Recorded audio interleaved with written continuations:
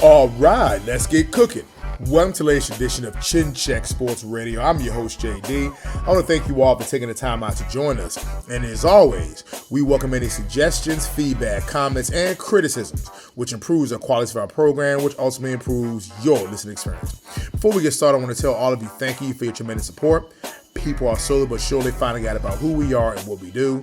They enjoy and respect the passion with which we speak. But as we always say here at Chin Check Sports Radio, we do this because we love it, as we are simply sharing our passion with you all as we continue to build our listening army to take over the world.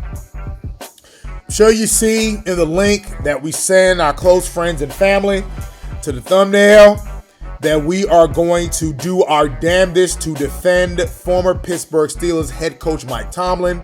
This is something that we have been sitting back, listening to nonsense in the shadows ever since the announcement was made that he was going to step down, and the unfair criticisms by the mainstream sports media, as well as former players, in fact, former Steeler players, and we will call folks out by name on this particular broadcast. So on this broadcast, we are getting ready to go in and dive in this particular episode.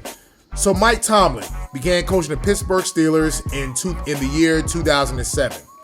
Now, this is coaching a Pittsburgh Steelers team who went 8-8 the previous season.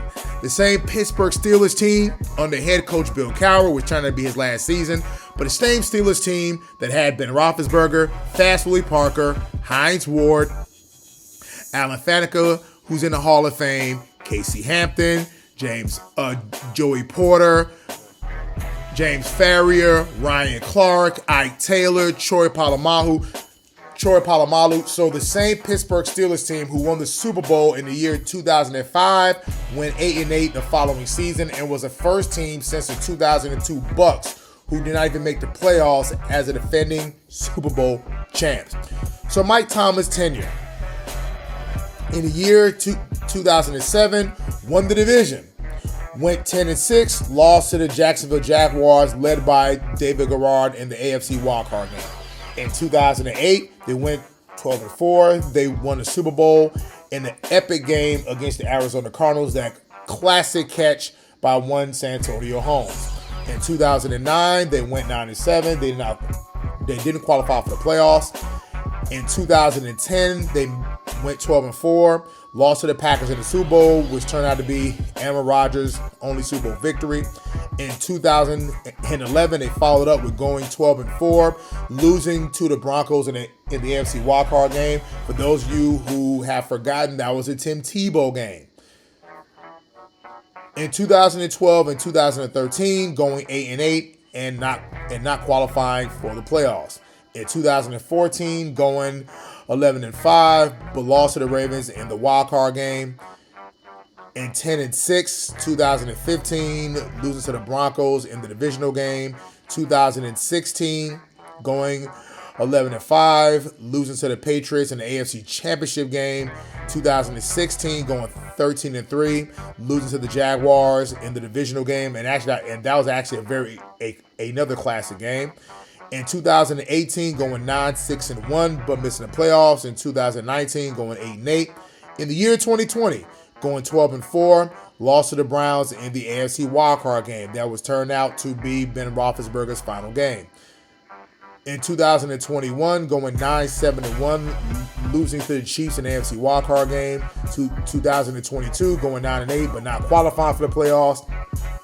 2023, 24 and 25, going 12-7 and losing all three times in the AFC wildcard game. So, looking at Mike Tomlin's numbers here. Mike Tomlin, 309 total games that he's coaching the NFL. 193 wins, 114 losses with 2 ties. Folks, that winning percentage, if you count the ties with games coaching, so games won with games coached, a 62% winning percentage.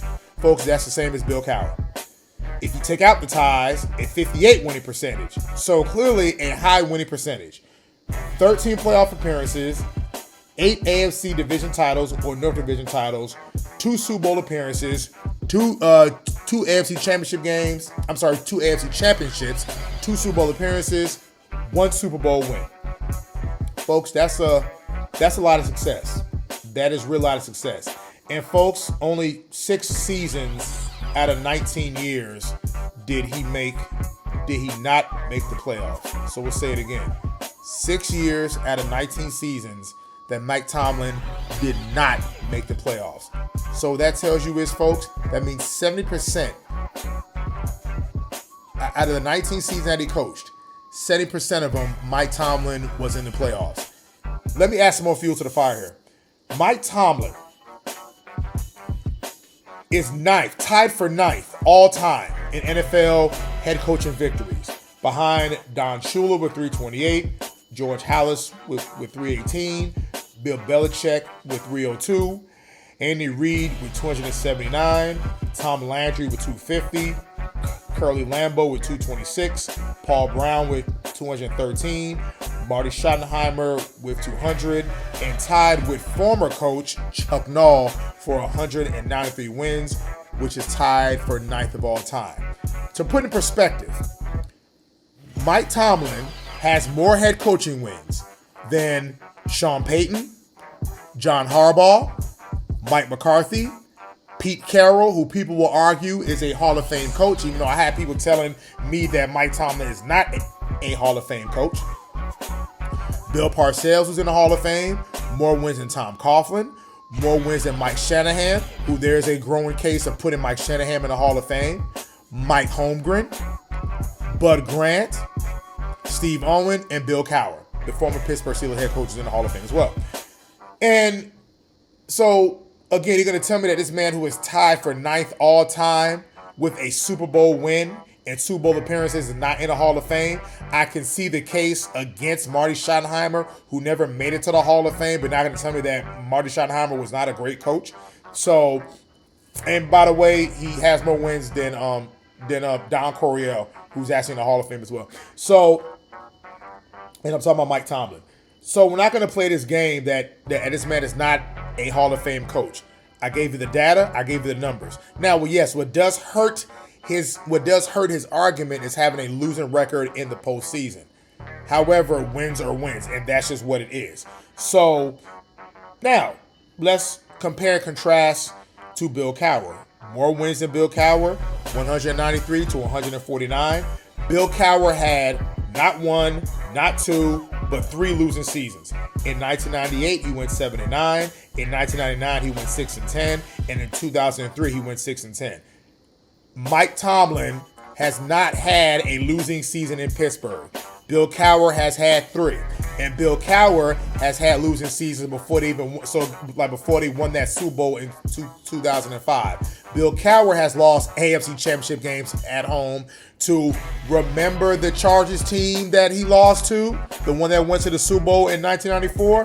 Clearly, that Steelers team was a better team. Did he not lose in 2001 the AFC Championship game to the Drew Bledsoe-led New England Patriots at home? Yeah. Did he not also lose that AFC Championship game to John Elway and the Denver Broncos when they had Cordell Stewart, and that game was in Pittsburgh? So, yes, there's been some heartbreaking losses even from Bill Cowher.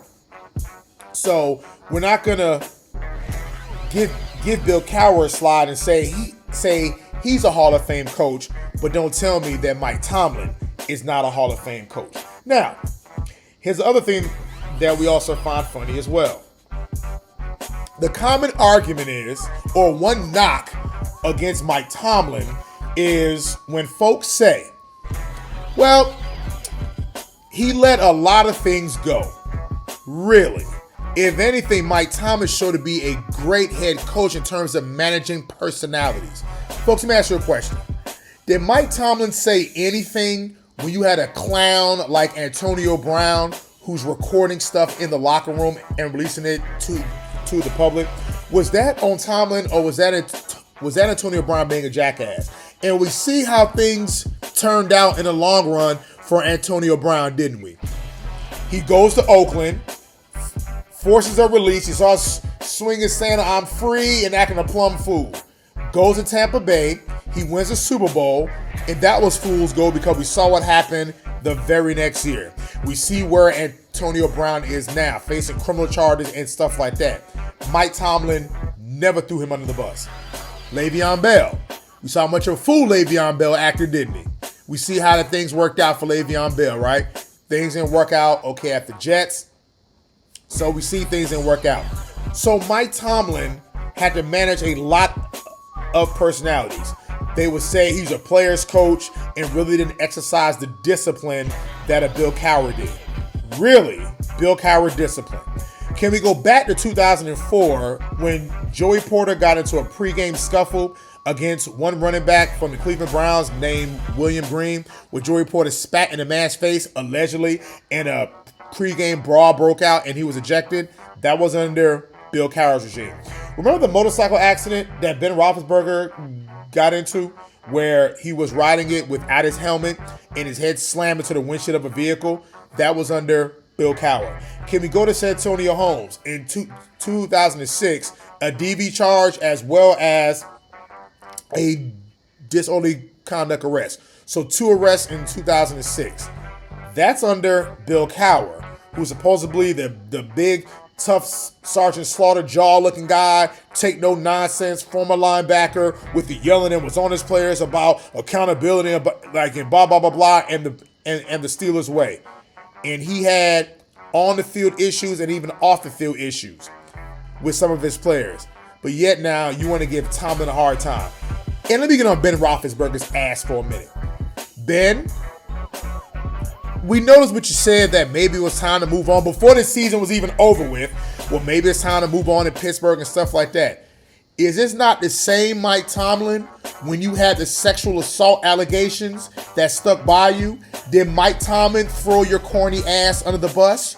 No, he did not, Big Ben. So a Ben Roethlisberger who was riding motorcycles, without his helmet, getting injured, costing his team. The same Ben Roethlisberger who had sexual assault allegations in Millersville, Georgia, a country town, who had allegations and pictures started emerging of him at parties and buying people drinks, especially women and stuff like that. And Mike Tomlin never threw you under the bus. But yet now, the first chance you get, well, maybe it's time to move on. You never said that. Okay, you never said that about Bill Cowher. Also, was it a known fact that Ben Roethlisberger really didn't come to camp in the best of shape? He almost had to play himself into shape. And Ben Roethlisberger, yes, is going to the Hall of Fame, but also had a stacked rosters around him as well. I mean, he had, whether it was an elite defense and as it later on transitioned to being more of an offensive team. So to tell me that Mike Tomlin couldn't change with the times, that's just factually incorrect. But we got some more for some other players. Again, we mentioned Antonio Brown. Antonio Brown was a grade A clown. But the one thing we'll give Antonio Brown credit for, he was consistent. He was a grade A asshole with Mike Tomlin, John Gruden, and definitely one Bruce Arians, like an event. I believe Todd Bowles. I don't know if Todd Bowles took over at the time, but clearly Antonio Brown was a consistent ass. So again, but we see where he is now. Also, James Harris. James Harris. You know what? We're going to hold off on James Harris. We mentioned that John Harbaugh, that Mike Tomlin has more wins than John Harbaugh. Now, of course, eventually, if John Harbaugh continues to coach, definitely Sean Payton, they're definitely going to surpass Mike Tomlin in terms of wins. But as of right now, there are people who are making the case that Sean Payton could be a Hall of Fame head coach. The same Sean Payton who was suspended for a year for his involvement in Bountygate. Let that sink in. So while you're giving Sean Payton all his flowers for turning around the Saints and building up the Broncos and getting them to the AFC Championship game, the same Sean Payton who was suspended for an entire season for his role in Bountygate. Let me ask you a question. If Mike Tomlin was involved in Bountygate, would he be coaching right now? Just asking a question. Funny about Jim Harbaugh. Did you know in head-to-head meetings, Mike Tomlin has a better winning percentage? So basically he's 23-17 in head-to-head meetings in the regular season against one John Harbaugh and tied 2-2 in the postseason. So 23-17 head-to-head edge in the regular season against John Harbaugh, who just got the New York Giants job. And yeah, they're 2-2 in the postseason. What are we missing here? Now, James Harrison. We stated that James Harrison is one of our favorite players of all time. In fact, he made our all-time defense. We love James Harrison as a player. However, off the field, purebred ass. For James Harrison, and we noticed James Harrison was saying little slick stuff about Mike Tomlin and the Steelers organization when he played that one half a season or 1 year for the Patriots, the year they went to the Super Bowl and they lost to the Eagles, and basically he was non-existent as a pass rush. And we noticed the stuff he said that Belichick runs a tighter ship than Mike Tomlin and blah, blah, blah, blah. The same Bill Belichick that was involved in Deflategate, in Spygate. Let that sink in. Now, even though folks put more about Deflategate on Tom Brady, but you mean to tell me that Belichick had no clue what was going on since Belichick ran this tight ship, authoritative rule, and and everything goes through me and the buck stops here with Belichick? You're gonna tell me that Belichick wasn't involved in that?